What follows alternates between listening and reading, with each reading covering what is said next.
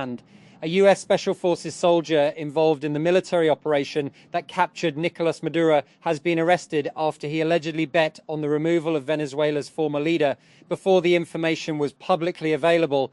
The US Department of Justice, DOJ, has charged Gannon Ken Van Dyke after he allegedly made trades on Polymarket, a crypto-powered platform, on the basis of classified information.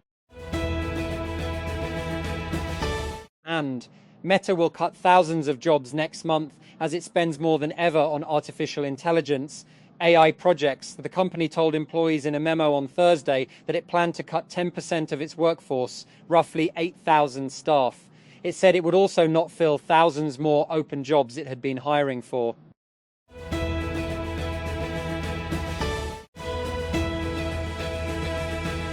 And the United States Department of Justice has filed criminal charges against an active duty soldier for placing a bet on the abduction of Venezuelan President Nicolas Maduro using classified military information for personal profit. On Thursday, prosecutors accused Gannon Ken Van Dyke, 38, of cashing in on the operation against Maduro to the tune of more than $400,000.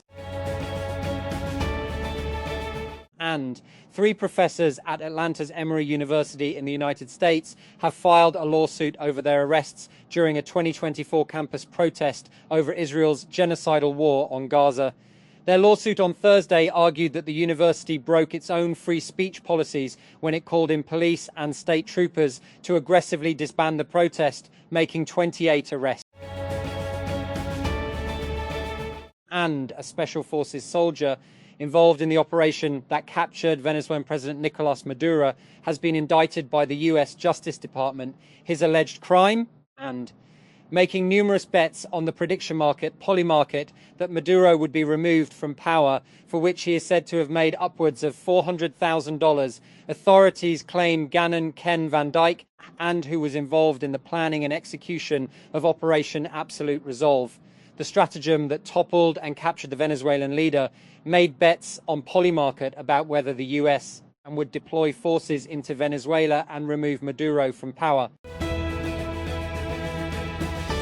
And Meta is laying off about 8,000 workers, or about 10% of its workforce, the company has said, as it continues to ramp up spending on artificial intelligence infrastructure and highly paid AI expert hires. On Thursday, the company said it was making the cuts for the sake of efficiency and to allow new investments in parts of its business, as first reported by Bloomberg, which also said the company will leave about 6,000 jobs unfilled. And Redwood Materials Chief Operating Officer Chris Lister is leaving the battery recycling company to retire, TechCrunch has learned. And he's not the only executive that recently departed. Lister, and a former vice president who led operations at Tesla's Nevada Gigafactory, has been with Redwood since late 2023. He started as the company's chief supply chain officer and was quickly promoted to the COO role in 2024. And the promotion put him closer in the org chart to Redwood founder and CEO J.B. Straubel, who was Tesla's longtime chief technology officer and currently sits on the automaker's board. The US says its forces have boarded a sanctioned ship carrying Iranian oil in the Indian Ocean in the country's latest naval move against Iran. The US Department of Defense, DoD, said in a statement it had carried out a maritime interdiction, the interception or inspection of a vessel by a Navy on ships suspected to be hostile or in violation of the law on the MT Majestic X.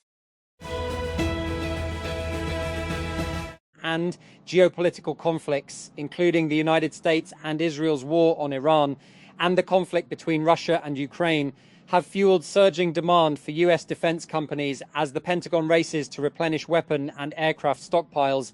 First quarter results posted this week from Lockheed Martin, Northrop Grumman, RTX Corporation and Boeing saw limited growth as supply chain and production delays weighed on the industry. And Pope Leo has criticized the world's treatment of migrants and refugees, claiming that they are often viewed as worse than house pets or animals. Leo, who has previously attacked United States President Donald Trump's hardline immigration policies, called for better treatment of migrants as he flew back to Rome on Thursday following a 4-nation Africa tour. and the European Union has given final approval to a €90 billion 105BN loan for Ukraine and a new round of sanctions on Russia in a boost for Kyiv after a prolonged row. The measures were signed off after Hungary and Slovakia dropped objections when Ukraine restarted oil flows following repairs to the damaged Druzhba pipeline. And the administration of Argentina's Javier Milei has restricted access to the presidential palace, the Casa Rosada, as part of an escalating feud with the country's journalists. Accredited journalists reportedly arrived at the Casa Rosada on Thursday and attempted to enter the building through fingerprint scanning, as they usually would. And over the past several months, many countries have announced plans to restrict social media access for children and teens. Australia became the first to implement such measures at the end of last year, and setting a precedent that other countries are now closely watching. Australia's regulations, along with other countries' proposals, aim to reduce the pressures and risks that young users may face on social media, which include cyberbullying and addiction, mental health issues, and exposure to predators. And Israeli police detained a Jewish man on Monday for wearing a kippah embroidered with an Israeli and a Palestinian flag, then cut up the religious head covering. He says, in a rare case that has drawn national attention, Alex Sinclair, and a 53-year-old author and adjunct lecturer at the Hebrew University, told CNN that police approached him while he was sitting at a cafe in his hometown of Modi'in, about 22 miles southeast of Tel Aviv. Within minutes, he said, and he was taken to a local police station, searched and detained. Several Iranian officials have stressed that their country is united, rejecting United States President Donald Trump's claims of a rift in the leadership in Tehran. Iran's President Masoud Pezeshkian, Foreign Minister Abbas Araghchi, and Parliament Speaker Mohammad Bagher Ghalibaf all issued statements rejecting the United States President's assertion. And the United States Department of the Treasury has announced sanctions against the Cambodian Senator Kok An, accusing the politician of using his influence and connections to protect a network of scam operators. The department's Office of Foreign Assets Control, OFAC, said on Thursday that it would take action against An and 28 individuals and entities in his network, which is accused of enticing US citizens into giving away large amounts of money through fraudulent schemes.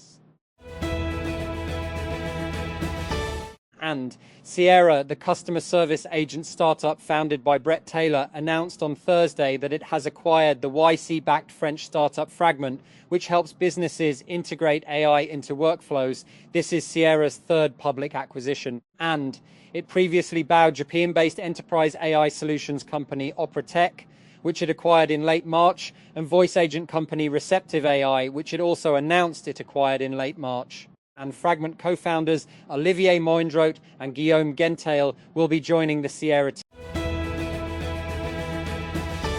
And with peace talks stalled and US President Donald Trump offering no timeline for ending the war with Iran, the question on everyone's lips is, who can withstand the pain inflicted by this war the longest? There is growing evidence that it's Iran. With no imminent threat of a return to a punishing bombing campaign, Iran is achieving its central war aim of driving up the price of oil, and with it pressuring Trump to accede to some of its demands. And it is Payday Friday, and a popular shopping mall located in eastern Caracas is packed. But while the hallways look full and the display windows are brightly lit and well stocked, many people enter and leave empty-handed. Shoppers walk around, browse, compare prices, but they buy very little. The exception is a store belonging to a renowned international lingerie brand, around which a line has formed following the announcement of special discounts on certain products. That an internal watchdog for the United States Department of Justice, DOJ, will review whether the federal government complied with a law mandating the release of files related to convicted sex offender Jeffrey Epstein files. The Office of Inspector General, which operates independently of the department, explained on Thursday that its probe would focus on Epstein Files Transparency Act passed in November. And as the US expands its war with Iran, opposition is growing, not just among the public, but inside the military itself. Some service members are questioning orders, exploring conscientious objection, and speaking out. What's driving this shift, and how far could it go? In this episode,